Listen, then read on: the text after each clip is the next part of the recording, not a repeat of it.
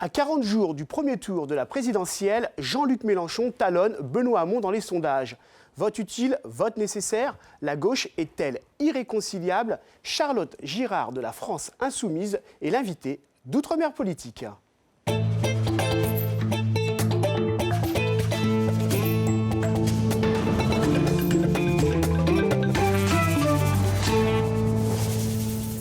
Bonsoir Charlotte Girard. Bonsoir. Alors, si votre Outre-mer devait se résumer à une photo, devinez, eh bien, ça serait celle-ci. L'usine du Gol, l'usine sucrière du Gol, à l'île de la Réunion, une île que vous connaissez bien. Oui, où j'ai passé une partie de mon enfance et de ma jeunesse. Voilà. Alors, pourquoi ce choix? Eh bien, le choix de l'usine du Gol, c'est d'abord parce que c'est une usine sucrière qui incarne, qui symbolise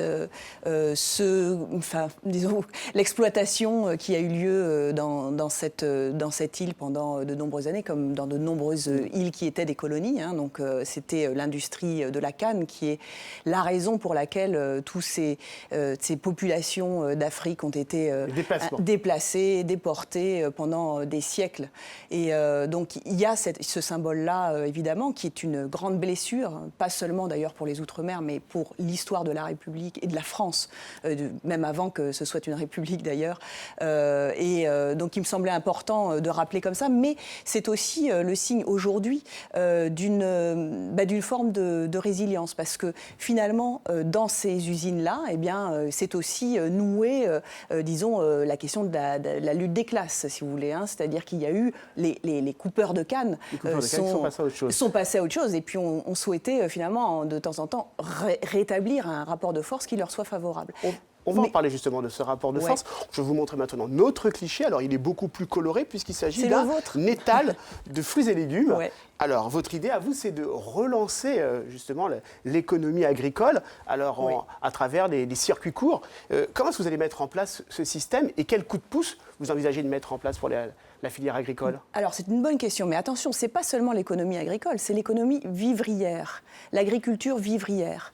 Parce que précisément, ce qu'on montrait tout à l'heure, l'usine de canne, eh bien, ce n'est pas une économie, c'est une industrie c'est de la monoculture. Et ça a été une des causes, en tout cas, je pense, de la dépendance maintenue de ces territoires-là. Parce que quand, on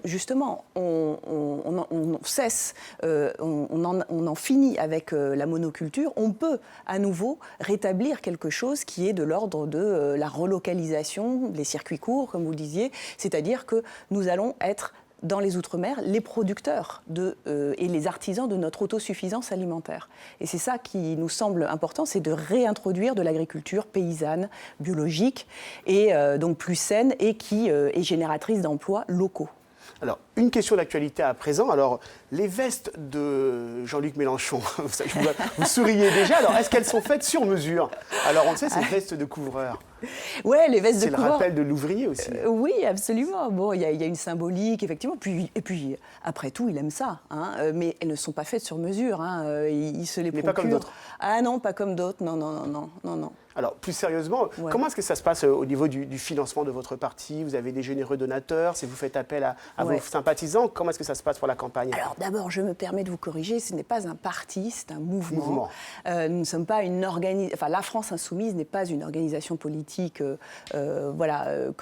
organisée comme un parti politique. En revanche, donc la question du financement, pour le moment, c'est un financement à l'aide de dons, en grande majorité. On n'est pas aidé, pour le coup. Les banques ont refusé de prêter tant que nous n'avions pas, non pas 500, mais 600 promesses de signature. Donc on n'y est même pas encore.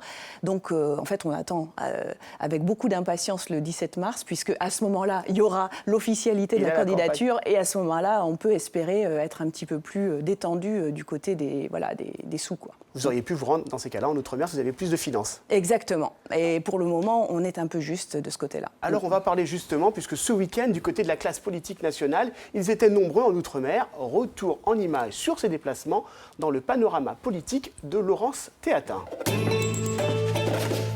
Bonsoir Laurence. Bonsoir Thierry. Bonsoir. Alors, Laurence, la course au parrainage, c'est terminé pour certains, puis elle continue pour d'autres. Oui, alors selon la dernière validation du Conseil constitutionnel, il y aurait une petite centaine de parrainages d'élus d'outre-mer, 30 pour François Fillon, 26 pour Oscar Temaru, 20 pour Marine Le Pen, tous en Polynésie. Jean-Luc Mélenchon n'en obtient que 7 outre-mer. Un commentaire, est-ce que vous attendez d'autres parrainages d'outre-mer? On en espère. Bon, est-ce qu'on en attend de sources sûres? Je ne suis pas dans ce secret-là, mais néanmoins, je crois savoir que les 7 parrainages sont dus essentiellement à nos camarades de La Réunion. Il y en a un à La Réunion. Oui. 4 en Martinique. Et 4 en Martinique qui sont dus notamment au séjour de Mélenchon là-bas. Mais bon, à La Réunion, nous avons aussi des contacts et je salue et je remercie d'ores et déjà les parrainages que nous avons heureusement eus de la part de ces camarades. Bon, en tout cas, je ne sais pas si ça peut vous consoler, mais Benoît Hamon et Emmanuel Macron n'en ont pas beaucoup plus, puisqu'ils en ont 12 chacun. D'accord. En cette fin de mandature, alors à défaut d'être dans la ferveur de la campagne électorale aux côtés de Benoît Hamon, certains ministres en profitent pour prendre le large. Erika Barège et Hélène Geoffroy, la secrétaire d'État à la ville dans l'océan Indien. Le ministre de l'Aménagement du Territoire, Jean-Michel Bellé, lui, était en Guadeloupe, notamment à la Désirade. Alors c'est assez rare pour le signaler. Il a été reçu en chef d'État. Et Ségolène... Voilà, on voit Jean-Michel Bellé ici à la Désirade. Ségolène Royal, la ministre de l'Écologie, est partie hier pour une petite semaine aux Antilles et en Guyane. Ségolène Royal que vous avez pu voir en train de nourrir Lamentin en Guadeloupe. Et Ségolène Royal aurait pu, mais n'a pas croisé Benoît Hamon. Il achève aujourd'hui sa visite aux Antilles, en Guadeloupe, où les sympathisants socialistes avaient largement voté pour Manuel Valls. Benoît Hamon a enfin pu dire du bien de François Hollande, et même beaucoup de bien, puisqu'il a encensé le bilan du président de la République et de Victorine Lurel. Alors, son bilan sur l'outre-mer. Alors, pour vous, est-ce que François Hollande a un bon bilan pour les Outre-mer? Eh bien, c'est un peu comme pour tout. Bon, il a un bilan relativement réduit, un peu en demi-teinte quand même, parce qu'il n'y a pas eu énormément de choses qui ont été faites. Moi, je pense juste à la loi égalité réelle pour les Outre-mer récente, mais qui est largement en deçà de ce qu'il faudrait faire pour ces territoires. Enfin, moi, je pense qu'il est vraiment en dessous de la main, quoi. Alors, la Cité des Outre-mer, promise par François Hollande, elle va être lancée ce vendredi. Alors, on ne sait pas encore exactement ce que contiendra cette cité, mais vous y mettriez quoi dans cette cité? Dans une cité des Outre-mer, déjà, je pense que je ferai un hommage à l'histoire. L'histoire de voilà, pourquoi est-ce que nous avons des Outre-mer dans cette République, d'où ça vient, rappeler y compris le passé douloureux et pas seulement les réalisations folkloriques, etc. Parce que je pense que précisément ce que nous ne faisons pas, ce que nous ne faisons pas suffisamment depuis de tant d'années, c'est précisément le rappel de l'histoire. Et la raison pour laquelle nous sommes une nation métissée, nous sommes une nation qui a diverses origines et qui néanmoins sait se rassembler au sein d'une république en respectant les identités, la diversité des origines. Voilà, je pense que je ferai ça. Et je ferai aussi quelque chose qui a plutôt tendance à s'ouvrir vers l'avenir, c'est-à-dire expliquer en quoi les Outre-mer sont un atout, une chance. Et que précisément sur la question écologique, la question énergétique, je pense qu'il y a beaucoup à apprendre des Outre-mer. Comme vous mettrez beaucoup de choses dans cette cité. Merci Laurence. On va continuer justement à parler de ce que vous allez faire de votre programme pour les Outre-mer. Et on va parler justement d'un mot de culture avec une question d'un acteur de la société civile. Et c'est Théa qui vous interroge sur la défense des cultures traditionnelles. Yorana, je veux dire bonjour donc aux Polynésiens. Voilà, j'ai juste une question pour M. Mélenchon. Je voudrais savoir, en tant que moi polynésien et qui promouvoit la culture polynésienne ici dans la France hexagonale, j'aimerais juste savoir ce qu'il compte faire pour que la culture soit un peu plus connue ici, en France, parce que je pense qu'elle est effectivement méconnue, comme plusieurs autres collectivités ultramarines, certainement. Mais voilà, en tous les cas, pour ce qui concerne la Polynésie, est-ce que vous comptez faire quelque chose d'un appui, je sais pas moi, qu'on apprenne un peu plus à connaître, voilà, le collectif ultramarine dans le Pacifique Sud, notamment Tahiti. Maroulou, qui veut dire merci. Voilà, on vous a déjà dit merci avant. Oui. Donc, qu'est-ce que vous comptez faire? Quel est le programme de Jean-Luc Mélenchon? Alors, ce n'est pas le programme en général, c'est le programme culturel en particulier. Moi, je pense que c'est une question évidemment centrale, très importante, parce que tout est culture au bout du compte, quels que soient les sujets. Mais sur le sujet précis et la demande précise, je crois vraiment que ça fonctionne avec l'éducation et avec l'acculturation précisément des enfants de la République française à la littérature, aux arts, venant justement des Outre-mer. Je pense, moi je ne connais pas bien la littérature polynésienne, mais voilà, faire vivre les auteurs ultramarins, ça veut dire par exemple les intégrer dans les programmes scolaires. C'est-à-dire qu'il faudrait qu'il y ait une étude de texte qui s'ouvre sur les auteurs ultramarins, les auteurs étrangers, mais en particulier ultramarins, parce qu'on a une richesse, notamment autour de la langue, de la poésie, qui est évidemment très formatrice et qui serait une manière, en fait,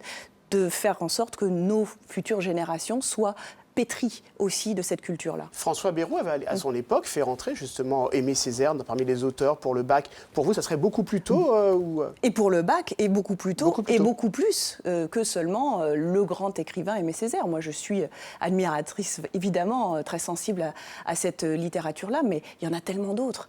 Je pense à Édouard Glissant, à Chamoiseau, enfin... Et là, ce sont les Antillais, mais il y a aussi les Réunionnais, je pense, mais ça, je ne le connais pas. Je pense qu'il y en a aussi du côté du Pacifique, et il est temps, il est temps. On va rester justement sur le mot, et on va commencer la séquence L'Outre-mer en 2 mots. C'est tout de suite. Bonsoir Célia Cléry, installez-vous. Alors, Charlotte Girard, j'ai envie de vous dire que pour vous, le mot, c'est le mot chance. Est-ce que j'ai envie de vous dire que, est-ce que vous saviez que cette expression, elle avait été popularisée par Michel Alliot-Marie? Vous étiez au courant de ça? Non. Alors, donc, ça veut dire que vous auriez presque la même position qu'elle? Le fait que l'outre-mer soit une chance? Je ne sais pas quelle est. Non, je ne pense pas qu'on ait la même position. Mais en revanche, dire que c'est une chance, ce n'est pas non plus extrêmement original. Ben voilà. Et ce n'est pas très, très nouveau. En revanche, le réaliser concrètement, ça pourrait être au-delà des mots, justement. Alors justement, le réaliser concrètement, c'est aussi relancer l'économie par la transition écologique et notamment par l'économie de la mer. C'est ce que dit Jean-Luc Mélenchon.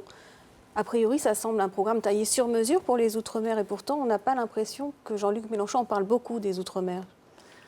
Alors, c'est une impression parce que je crois pouvoir vous dire que l'origine même de sa pensée, qui est maintenant très approfondie, autour de la mer, autour y compris de l'autonomie énergétique, elle a été inspirée notamment d'un voyage à La Réunion.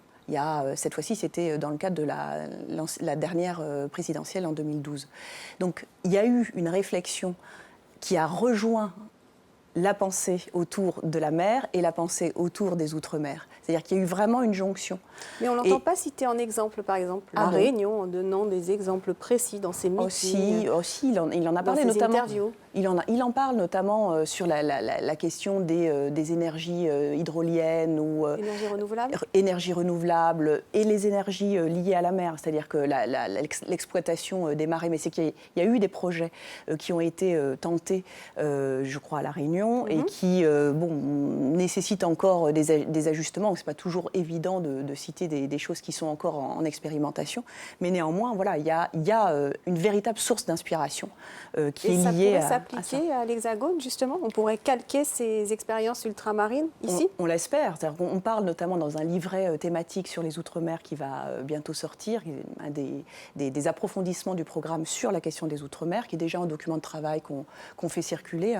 Il y a déjà la question de l'aspect pionnier des Outre-mer. Et je pense que c'est véritablement cette manière-là qu'on a de rendre hommage aux Outre-mer, de faire en sorte de dire il s'y passe des choses. Il y a un potentiel d'invention scientifique absolument remarquable, et pas seulement culturel. C'est pas seulement la richesse, la musique ou la littérature. Il y a aussi le sport, voilà, qui est vraiment dont on peut s'inspirer. Les clichés habituels sur les Outre-mer. Non, il y a autre chose. Il y a un savoir-faire scientifique qui me semble est exploitable intelligemment.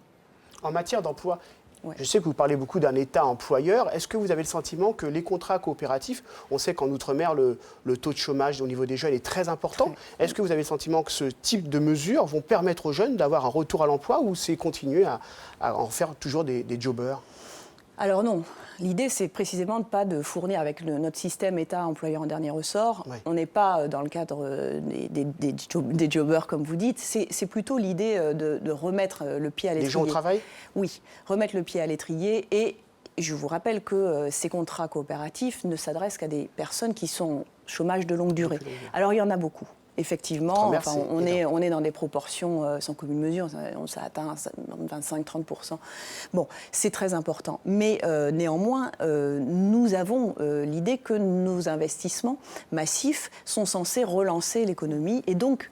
Avec des filières nouvelles peut-être? Oui, des filières nouvelles, notamment autour autour de l'écologie, la planification écologique, autour du social aussi. Hein.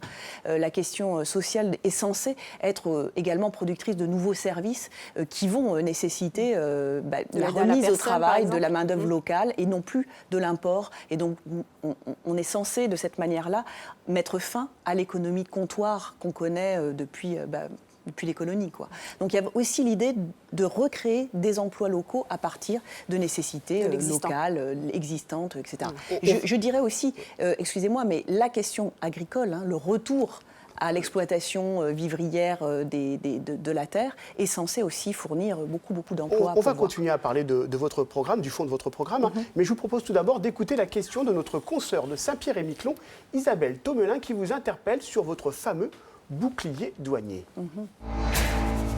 Bonjour Isabelle Thomelin, je suis journaliste à Saint-Pierre-et-Miquelon à SPM Première. Je souhaitais vous poser une question concernant le bouclier douanier. L'archipel est une collectivité territoriale qui fixe librement ses taxes puisqu'elle a une fiscalité propre et il recourt très régulièrement à l'importation de produits, notamment de produits alimentaires provenant du Canada. Ma question est la suivante. Est-ce qu'avec ce bouclier douanier, les Saint-Pierrais et les Miquelonais ne risquent pas de connaître une augmentation du coût de la vie? Merci. Charlotte Girard, lutter contre la vie chère, c'est aussi une des propositions de Jean-Luc Mélenchon. Alors il y a ce bouclier dont vous allez peut-être expliquer en quelques mots en quoi il consiste, mais plus généralement, il y a des lois qui ont été prises, notamment lors du quinquennat de François Hollande, la loi Lurel contre la vie chère, pour lutter contre ces oligarchies, contre ces monopoles. Vous pensez faire mieux que ce qui est fait ?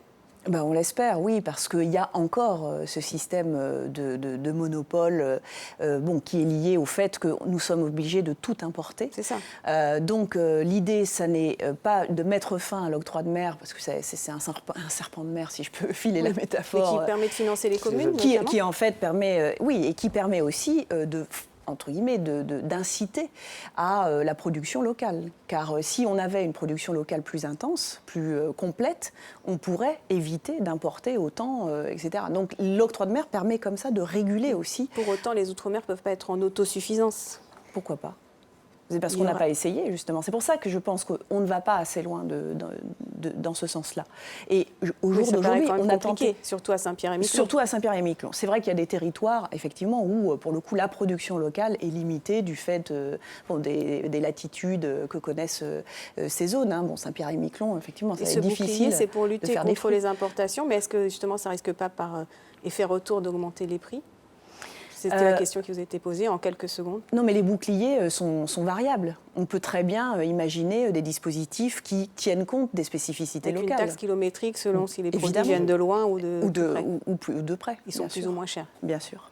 Alors, votre mot, c'était chance. Le nôtre, il n'est pas très loin, c'est le mot confiance. Confiance dans les institutions, mais aussi confiance en la parole donnée. C'est le cas, par exemple, en Nouvelle-Calédonie. Pour la confiance, c'était important.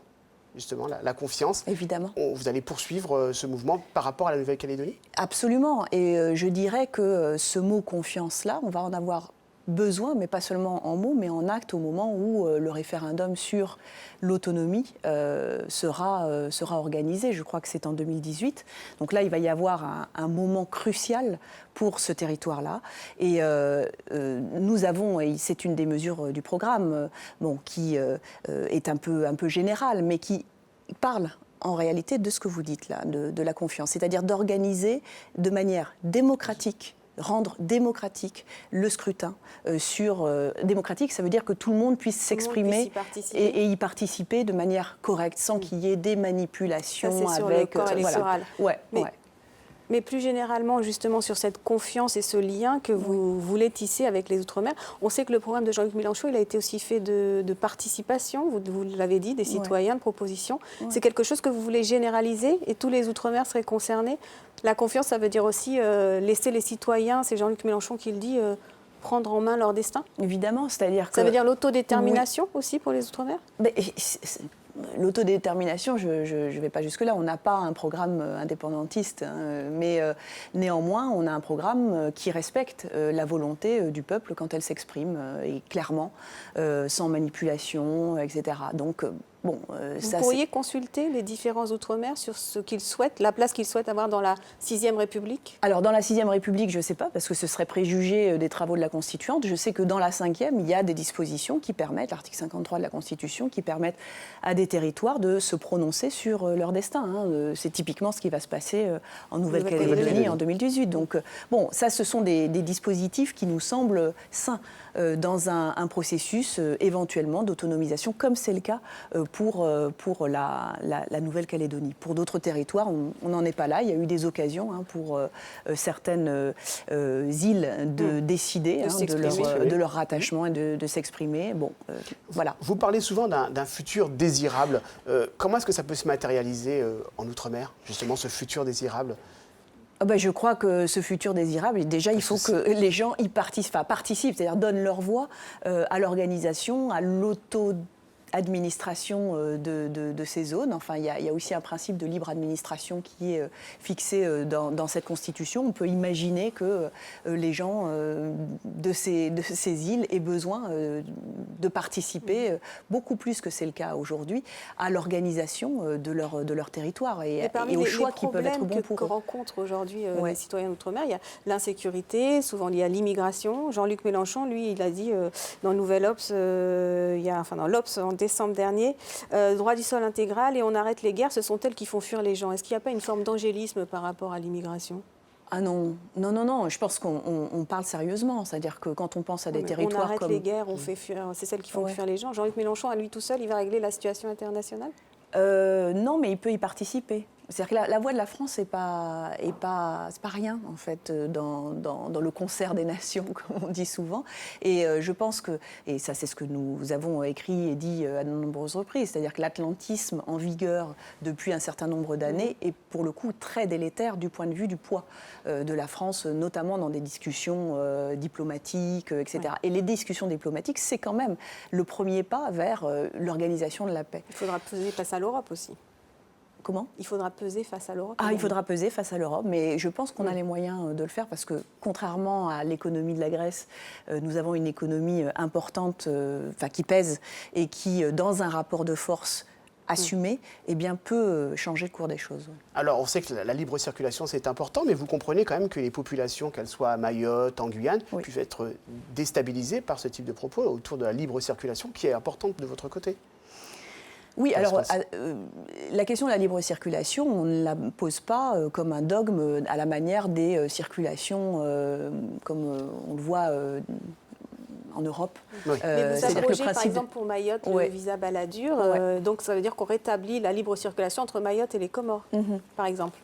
Ça fait partie de vos propositions, ça. Oui, en tout cas, il y a l'idée qu'il ne faut pas faire comme on fait actuellement, c'est-à-dire d'une manière hyper violente vis-à-vis de ces personnes qui se retrouvent sur le territoire français et dont, je dois reconnaître, la question de la frontière est assez trouble et très dangereuse. Cela dit, ce qui nous semble, c'est que c'est d'abord une question sociale, c'est-à-dire qu'on ne peut pas non plus blâmer les personnes qui se sentiraient en danger parce que leur emploi est menacé, parce que, etc. Il faut aussi comprendre ça. Mais ce qui met les gens dans cette situation d'adversité terrible, c'est le non-règlement de la question sociale, notamment par la fourniture d'emplois, d'activités économiques viables, etc. Mais bien sûr, c'est une question économique et sociale d'abord, bien sûr. Alors, place maintenant à... Justement, on va partir sur le rap. Il y a actuellement 2 stars du rap, 2 monstres, Kerry James et Joey Starr, qui ont décidé de faire entrer dans le théâtre politique. L'État est-il le seul responsable de la situation des banlieues? Je vous propose d'écouter la réaction de Kerry James. La simple présence de gouvernants n'exonère pas de fait les gouvernés de toute responsabilité, sauf pour celui qui prétend considérer tout gouverner comme on considère un enfant et qui souhaite attribuer la parenté de chacun de ses enfants aux gouvernants. Vous y croyez à ce type d'appel à la citoyenneté de la part de ces 2 stars? Heureusement. Ah oui, je souscris absolument. C'est ce qu'on raconte. Est-ce que ça ne veut pas dire aussi que les politiques n'ont pas fait correctement une partie de leur travail pour justement intéresser la population à la chose politique? C'est évident. C'est évident. Ça, pour le coup, c'est vraiment le vice de la Ve République. Cette manière, comme ça, d'accaparer, pour les gouvernants, d'accaparer le pouvoir sans jamais rendre de compte. On est frappé. C'est pour ça que votre 6e République, elle irait à l'encontre de ça. C'est une réponse. Une participation citoyenne? Oui. C'est pas qu'elle irait à l'encontre de ça, c'est une réponse à la crise démocratique, à l'urgence démocratique qu'on vit aujourd'hui. Je veux dire, ce qui se passe en ce moment est juste incroyable, y compris au cœur de la présidentielle. Et ce que nous prétendons, notamment dans le cadre de la marche pour la 6e République qu'on va organiser samedi 18 mars à la Bastille, c'est une manière de répondre à cet épuisement et à cet affront finalement, que subit le peuple jour après jour, ce que Kerry James explique, cette infantilisation du peuple depuis maintenant de nombreuses années. Donc maintenant, on dit stop. Place à présent à la jeunesse ultramarine. La société est-elle devenue trop individualiste? C'était la question. Écoutez les réponses, on en parle tout de suite après. Aujourd'hui, dans notre société, il y a trop d'individualisme. C'est vrai. On nous enseigne justement de d'abord s'occuper de sa poire avant de regarder l'autre. Si la société dans laquelle on vit aujourd'hui est tôt dans la merde, je pense que c'est à cause de ça. Il faut être plus solidaire, mais en même temps, on ne peut pas en vouloir aux individualistes d'être individualistes dans un monde comme le nôtre aujourd'hui. Non, il n'y en a pas trop. Ça commence à se développer en Martinique. Les gens commencent à... Chacun voilà. Oui, ça commence à venir, et évidemment, c'est aussi ça, la départementalisation. C'est plus vrai dans la culture occidentale que dans les différentes régions du Pacifique. Il n'y a plus cette communauté-là que justement mes parents en fait me racontaient. Les gens deviennent de plus en plus individualistes, mais c'est l'argent qui fait ça. Avant, les gens savaient rendre des services. Maintenant, il n'y a plus de services gratuits. Oui, il y en a trop, et de plus en plus, et c'est pas prêt de changer. Alors, votre réponse à la jeunesse ultramarine qui a l'air quand même pas franchement convaincue.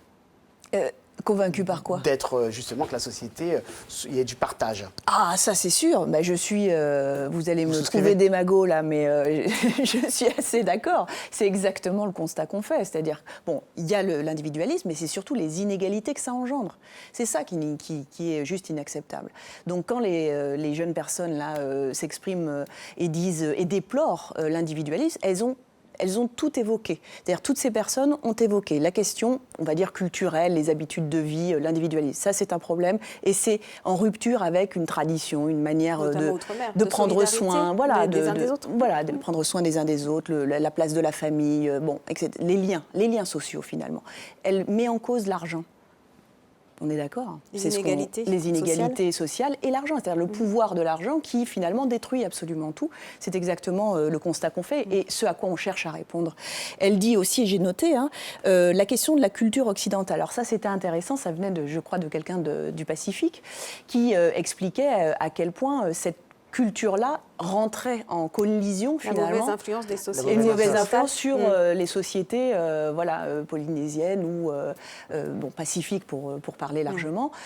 Moi, j'évite de parler de ce conflit. Je pense qu'il n'y a pas de conflit de clash des civilisations comme ça a été longtemps expliqué. En revanche, il y a effectivement, pour le coup, quelque chose qui est lié aux formes et à la forme économique aujourd'hui dominante, qui est celle de le capitalisme, l'économie libérale financiarisée, qui provoque ce genre de choses et qui est effectivement complètement à contre-courant des réflexes solidaires, de solidarité et de coopération qu'on a pu connaître dans des sociétés plus traditionnelles. Et enfin, juste rapidement. je vais très rapidement, la question des services.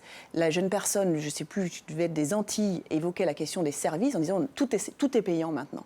C'est vrai que c'est un problème, c'est l'idée de la privatisation et de la marchandisation des services publics qui devraient être des services publics. Et ça, c'est précisément ce qu'on essaye de restituer. Il faut mettre de la citoyenneté dans tout ça. Voilà. Allez, on termine cette émission avec un trait d'humour et prenons tout de suite la direction de Fort-de-France où nous attend le dessinateur François Gabour et découvrons ensemble son dessin. Donc c'est bien Jean-Luc Mélenchon qui est en train de prendre un décollage de Rome. Alors c'est l'outre-mer, passage obligé, passage obligatoire. Vous parlez pour le quart de Rome, pour un décollage, évidemment.